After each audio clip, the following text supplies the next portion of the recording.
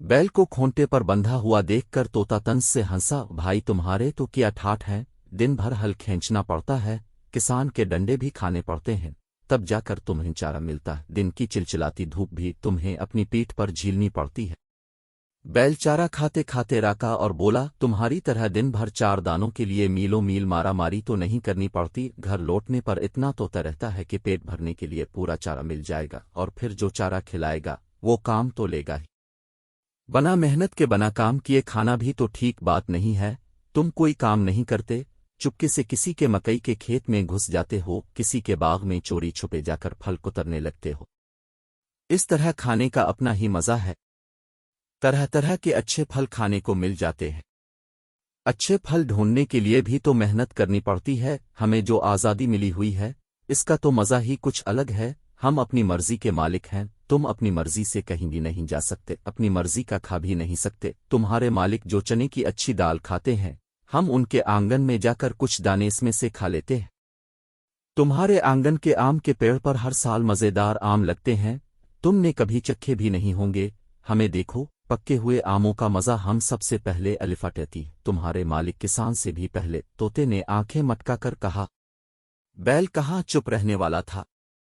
वो अपने थूथन को हिलाकर बोला, मेरा मालिक किसान मेरी हिफाजत करता है, डांसेस और बारिश में मुझे अलग कोठरी में बांध देता है। तुम्हें तो बाहर खिले दरख्तों पर डांसेस, बारिश और ओलों की मार झीलनी पड़ती है।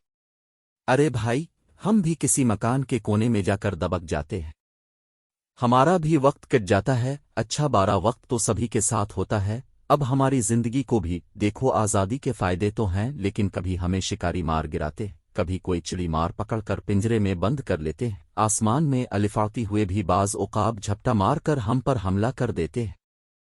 आज़ादी मिली है तो उसकी कुछ कीमत तो चुकानी ही पड़ेगी। मज़ा और आज़ादी कोई मुफ्त में थोड़े ही मिलते हैं। तोते ने अपनी बात को पूरा करते हुए कहा, वैसे खुली हुआ में सांस लेने का मज़ा ही कुछ और है। तुम सही कहते हो, बैल ने सर हिलाकर कहा, मगर मेरी जिंदगी सिर्फ मेरे लिए नहीं है।